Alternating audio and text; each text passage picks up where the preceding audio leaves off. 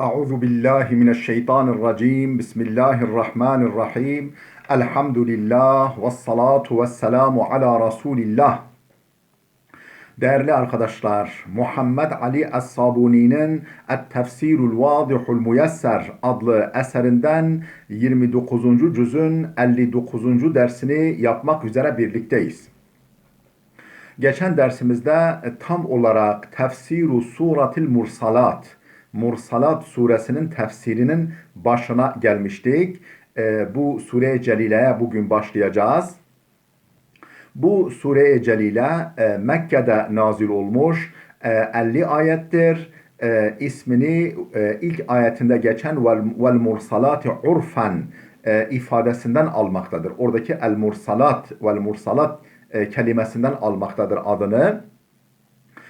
İçerik olarak Cenab-ı Hak surenin başında bir takım varlıklara yemin ederek sonsuz kudretini ve öldükten sonra dirilmeye kadir olduğunu kanıtlamaktadır. Devamında bu yüce kudretiyle mutlaka ahireti getireceğini vaat etmektedir. Yani baştaki yeminlerle bunu vaat etmektedir ve imana, Kur'an'a, peygambere karşı çıkanların kötü akıbetlerini haber vermektedir. Böyle vurguyla üzerine basa basa haber vermektedir. Şimdi önce birkaç ayetin mealini verelim. Ardından dönüp onların tefsirini kitabımızdan okuyalım. Estaizu billah, bismillah. Vel mursalati urfen, fel asifati asfan, vel naşirati neşran, fel farikati farkan, fel mulkiyati zikran, uzran ev nuzran, innema tu'adune levâki'. Cenab-ı Hak bu 6 ayette, bu 6 ayette bir takım varlıklara yemin ediyor.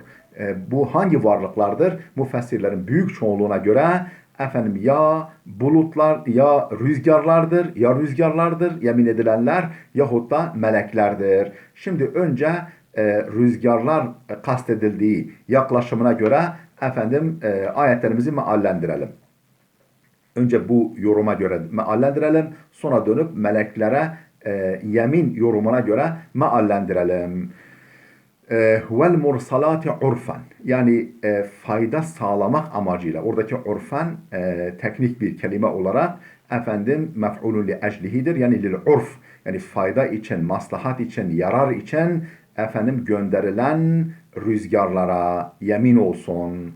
Fel asifati asfan, esip savuran rüzgarlara yemin olsun. Ve naşirati neşran, tohumları, çekirdekleri dağıtan, yeryüzüne dağıtan ve bulutları dağıtan, atmosferde bulutları dağıtan, yeryüzünde tohumları, çekirdekleri serpen, dağıtan, neşreden rüzgarları yemin olsun. Fel farikati farkan, böylelikle, yani yağmurların yağmasına vesile olması, o tohumları dağıtması sonucunda karışık olan tohumları birbirinden fark ettiren, yani hepsi savruluyor, topraklara karışıyor, kök salıyor ve hangisi neyin bitkisine ait olduğu o şekilde ortaya çıkıyor. Fel farikati farkan, veyahut da bulutları bölük bölük tefrik ediyor, ayırıyor. Bu hep hangi yaklaşıma göre? Amaç rüzgar olduğu yaklaşımına göre. Fel mulkiyati zikran, böylelikle insanlara öğüt telkin edenlere, zikir, öğüt hatırlatma telkininde bulunanlara, öğüt almaya vesile olan rüzgarlara. Uzran ev nuzran, yani niçin bunu yapıyor? Yani uzran ev nuzran, niye rüzgarla böyle esiyor? Uzran ev nuzran, yani insanların Allah'a karşı ahireti inkara yönelik bahanelerini ortadan kaldırmak için. Uzran, yani i'zaran, onların bahanesini, mazeretlerini bertaraf etmek için. Ev nuzran, veyahut da onları uyarmak için, onları ikaz için. Çünkü bazen bu rüzgarlar helak içinde olabiliyor. Öyle uğultu şeklinde tsunamilere sebebiyet verecek biçimde esiyor ve insanlar için bir aynı zamanda uyarı amacı da gözetilebiliyor. İnnemâ tu'adûne levâkih. İşte bütün bunlara yemin olsun ki efendim size vaat edilen ahiret, kıyamet mutlaka gerçekleşecektir. Levâkih mutlaka vaki olacaktır. Bir realitedir, inkarı mümkün olmayan bir hakikattir. Bu hangi yoruma göre? Efendim mursala bütün vel mursalati urfen fel asifati asfan fel naşirati ve naşirati neşran. Efendim amaç rüzgar olduğu yaklaşımına göre. Bir de amaç melek olabilir. Allah bu şekilde bu avsafa sahip meleklerine de yemin etmiş olabilir. Ona göre meal verelim. Vel mursalati urfen. Yani fayda için, maslahat için, efendim tabiata, insanlara yarar için gönderilen meleklere andolsun. Fel asifati asfan. Efendim o gönderildikleri yere ulaşmak üzere kasırgalar gibi, fırtınalar gibi uçan, fırtınalar gibi efendim yol alan meleklere andolsun. Ve naşirati neşran. Efendim yani mesafeyi alırken kanatlarını açarak, böyle kanatlarını yayarak uçan, hızla hedefine ulaşmaya çalışan meleklere fel farikati farkan, fel farikati farkan. Efendim bu mesela vahyi getirmeleri veyahut da Allah'ın yüklediği görevleri yerine getirirken hak ile batılı birbirinden ayırt ettiren meleklere. Fel mulkiyati zikran. Efendim nasihatleri, öğütleri getirdikleri vahiylerle, ilhamlarla, semavi kitaplarla insanlara ilka edenlere, insanlara ulaştıranlara, insanların kalbine atanlara, uzran ev nuzran, bütün bunları niçin yapan meleklere? Efendim bahane ortadan kaldırmak için, insanların bahanesini, inkarcıların bahanesini ortadan kaldırmak için, ev nuzran veyahut da onları uyarı için, onları uyarmak için, bütün bu şekildeki meleklere andolsun ki innema tu'adune levâki'. Ey insanlar, size vaat edilen kıyamet, ahiret kesinlikle gerçekleşecektir. Vaki olacaktır. O bir olgudur. İnkarı mümkün olmayan bir hakikattir. Bu iki yaklaşım böyle. Bir de orta bir yaklaşım var. Orta çizgiyi tutan bir yaklaşım var ki o da deniyor ki vel mursalati urfen fel asifati asfan. Bu rüzgarlarla ilgilidir buraya kadar. Ondan sonra niye böyle? Çünkü fe ile birbirine bağlanmış. Fel asifati asfan. Ondan sonraki vel naşirati neşran fel farikati farkan fel mulkiyati zikran, buraya kadar da meleklere işarettir. Yine yani yaptığımız yorum üzere yani ilk iki ayet rüzgarlarla ilgilidir. Ondan sonraki üç ayet meleklerle ilgilidir. Allah ilk iki ayette rüzgarlara yemin ediyor. Ondan sonraki üç ayette ise ilk iki ayette daha doğrusu rüzgarlara yemin ediyor. Ondan sonraki üç ayette ise meleklere yemin ediyor. O yeminin sonucunda innema tu'adune levâkih, o size vaat edilen ahiret, kıyamet vaki olacaktır, kaçınılmazdır. Ondan sonra efendim kıyamette neler olacağı anlatılıyor. Feizen nucumu tumisat. Efendim yıldızların nuru giderilip karartıldıkları zaman, yıldızlar karartıldığı zaman, yani nurları, ışıkları tamamen giderilip karartıldığı zaman, ve izâ semâ'u furicet, efendim gök yarıldığı zaman, efendim çatladığı zaman, atmosfer paramparça olduğu zaman, ve izel cibalu nusifet, rüzgarlar savrulduğu daha doğrusu dağlar savrulduğu zaman, efendim hallaç pamuğu gibi atıldığı zaman, ve izel rusulu ukkitet, efendim peygamberler, elçiler için şahitlik yapmak peygamberlerin şahitlik yapma vakitleri belirlendiği zaman, şahitlik için onlara randevu verildiği zaman, li ayyi yevmin uccilet, efendim bütün bunlar hangi gün için erteleniyor? Bütün bu olup bitecekler hangi gün için bırakılıyor? Hangi güne bırakılıyor? Li yevmil fasli, o adil karar günü için, o adil mahkemede verilecek karar için, yani o büyük mahkemedeki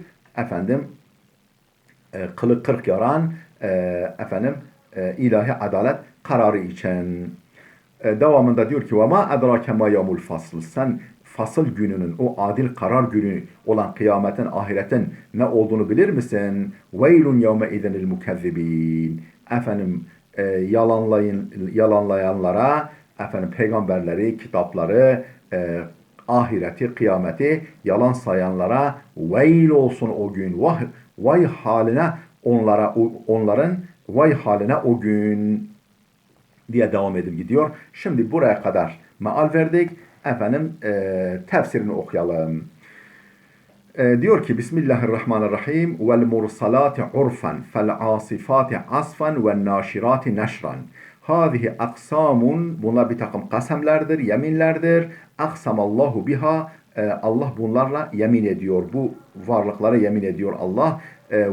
Ne buyuruyor? Vel mursalati urfan. Yani ey uksimu bir riyahi. Yani rüzgarlara yemin ediyorum buyuruyor Allah. Hine tehubbu mutetabiaten, peş peşe estikleri zaman. Urfan kelimesinin iki manası var. Birini biz verdik. Nedir o? Fayda için, maslahat için, yarar için. Bir de urfan, yani kesintisiz, ard arda gönderilen rüzgarlara. Hine tehubbu, estikleri zaman o rüzgarlar, mutetabiaten, peş peşe.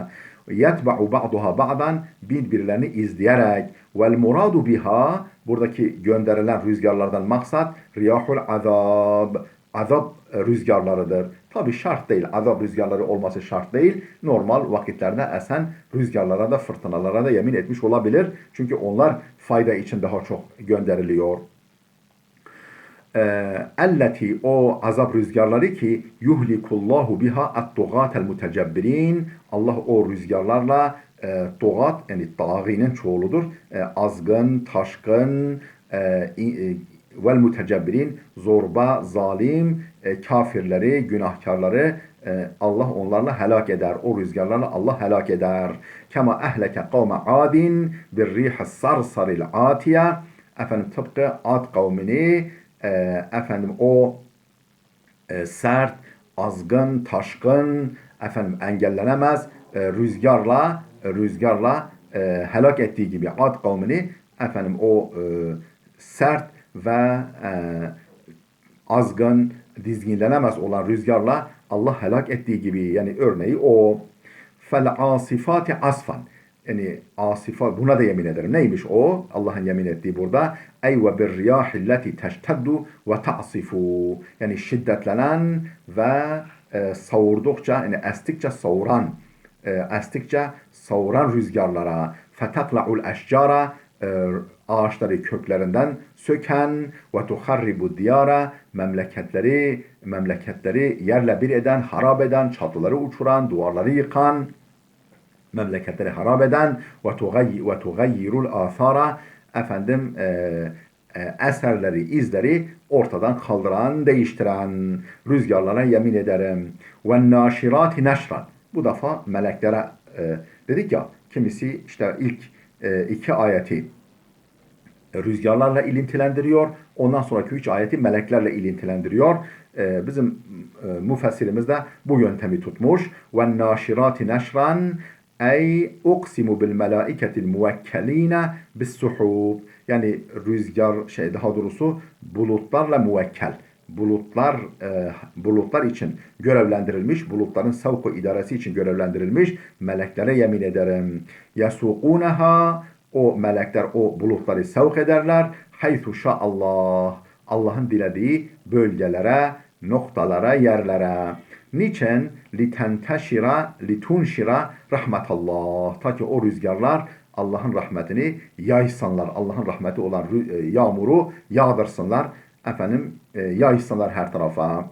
Nasıl Allah'ın rahmetini nasıl yaysınlar? Bi inzalil gayfi vel matar, yağmur ve rahmet indirmek üzere.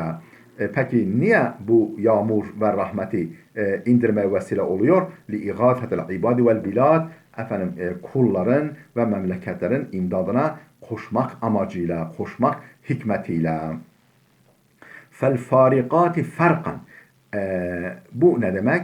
Ey ve bil melaiketilleti tenzilu bi ayati zikril hakim. Yani o meleklere de and içerim. O meleklere de yemin ederim ki elleti tenzilu bi ayati zikril hakim, hikmet dolu kitabın, hikmet dolu öğüdün ayetlerini, yani Kur'an'ın ve diğer semavi kitapların ayetlerini indiriyorlar.